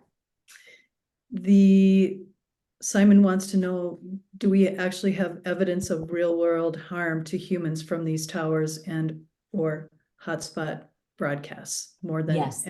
anecdotes? Yes, so if you Yes, could we have highlight that. literally thousands of studies that have been entered into the public record with the FCC.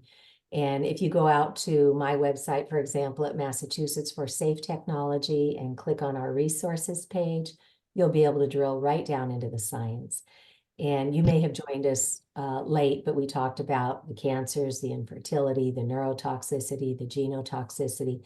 It is all very well documented.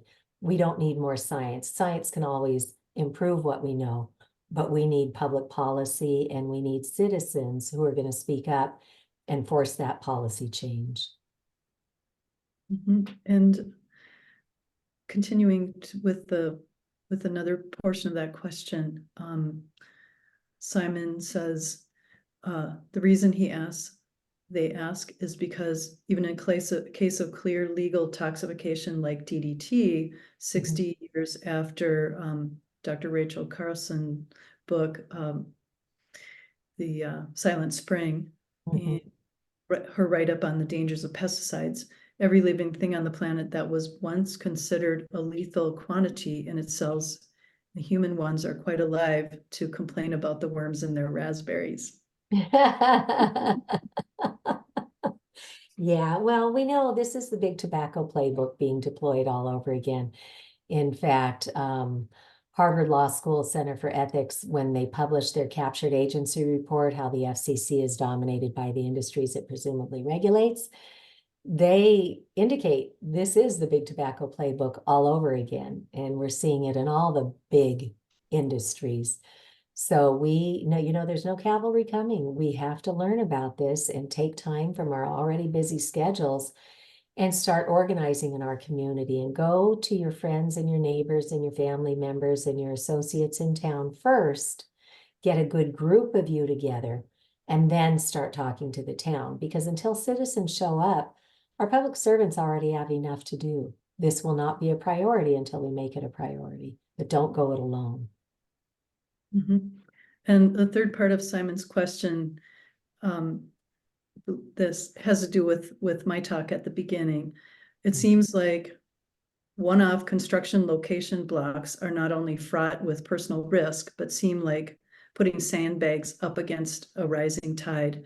Well, we have found that there is no personal risk because the police side with us. Nobody gets arrested because it's, as they have told us, it's a First Amendment right to peaceful assembly. So there is no risk. And I guess I can never promise that there, who knows what could happen, I guess. But really, we in our groups just are cool as cucumbers. We know we have a right to do it and we don't have to be angry and we don't have to fight. It's just not a fight. We're just standing there and we're informing the construction crew that we just don't want it. And it's been fine. Can you elaborate, Cece? No, you guys are the first in the nation to have done that. So I think that's fantastic. So again, we have to remember this is two-way radio frequency microwave radiation. So as critical as it is to keep the infrastructure as far away from us as we can, we also have to just take personal responsibility for our own exposures and understand that when we choose to turn on a radiating antenna, that's radiating everybody around us too. So it's kind of like secondhand smoke. So the risk is very real in it. You know, we're biologically all very different, and we all have our own weaker proclivities with different organs and stuff. So the goal is to get to as low as reasonably achievable. And big industry, man, they are on a tear. So until we speak up and with enough volume, it's a huge uphill battle. But we can get there. Fiber optics to and through the premises, turn off the antennas, measure, and make sure you got them all. Kathy Ging raised her hand, and Cece, do you know how to bring her in so she Yeah. can To say something? Am I speaking now? Sure, go ahead. Right. I just want to say I talked to a friend of mine. He has 2 degrees from MIT and 2 degrees from the University of Oregon in Eugene. He co-authored the 100-page radiation report with Dr. Dart that convinced eWeb to have the first opt-in in the country instead of opt-out, but now they're doing the 180 on it. But I talked with him today, and he said they're not really putting in the 5G. The 5G was like the industry's 4-star standard, but actually it can't be done, and it would be so expensive to try to maintain those towers every 300 to 700 feet in urban areas. So that's not really happening. So I'm wondering what is happening. And the second thing is Eugene is one of the places that's a smart city.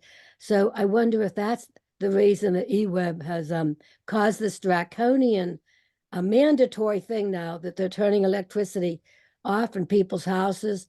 And then if you resist a smart meter, anyway, we're in the middle of a real disaster right now as I speak in Eugene. Yeah. Oh, thank you for coming in from Oregon, Kathy, and I'm so sorry for everything that you guys are up against. And this is happening all over the place. You know, we've got a bill here in Massachusetts that would give people the legal right to opt out with no fee. That bill has been around for 10 years. Up in Vermont, they got a no fee opt out passed a decade ago. And that's because a childminder for one of the senators had a husband who had gotten injured. He used to have to go up on the rooftops where there was heavy equipment up there. And she told him about the smart meter issue too. And he said, well, what do we need to do? And she said, we really shouldn't be allowing radio frequency on our homes, but as a first step, we should have the right to opt out of that. And so he went and did backroom deals and told the industry what they were going to do. So we keep trying. Yeah, it's tough. It's tough. And, you know, and again, I think maybe if enough citizens really start speaking up, and then towns start speaking up, and then states start speaking up, we'll put the pressure on. But Chattanooga, Tennessee has been a good example where they have invested in fiber to the premises. They hook the smart meters up through the fiber system. And so you don't have to have radio frequency to have a state-of-the-art system. And that's the message that we need to help get out. Okay. The one thing I can share about Chattanooga, because I called them up about a decade ago, and Okay. a woman staff person finally called me back, and she said that it really wasn't as onerous or as expensive or time consuming as they thought to go to court and take over the power company. So now they offer the internet, the TV, and the phone. And they said it was gradual, that a lot of people didn't want to switch right away, but then they saw the advantage of public ownership. So I think we really got to promote the public ownership through groups like the American Public Power Association that has over 2,000 public utilities, municipals, PUDs, and rural electric co-ops. American Public Power Association? Yeah, I got on their email list because I was secretary of the Oregon Campaign for Public Power 40 years ago. And so they let me on their list. But the most recent issue has an article about the renaissance of nuclear power, by the way, the small scale nuclear reactors. Yeah. Okay. All right, Kathy. So you know that I do these free public education webinars every month, and I ask others from other states to co-host. I think I have somebody lined up for June and July. Would you like to co-host with me in August and share what you guys have been doing in Oregon? Yeah, that's a real good possibility, Cece. Okay, I'll Thank- reach out to you. I'll reach out. Thank you. Okay. Any other questions or comments? There's at least one more. I have to look through the rest of the chat because there's some more messages coming in, but. Thank you so much for monitoring that for us. Of course, of course.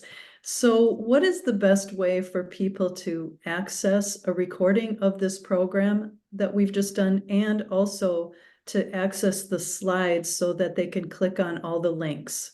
So tomorrow, for everybody who registered, I will send them directly to you. And I will mount this up on YouTube. And in the course description, or in the video description on YouTube, I will also put the link to the slides in that. So you can get to them both together at the same time and share with everybody you know.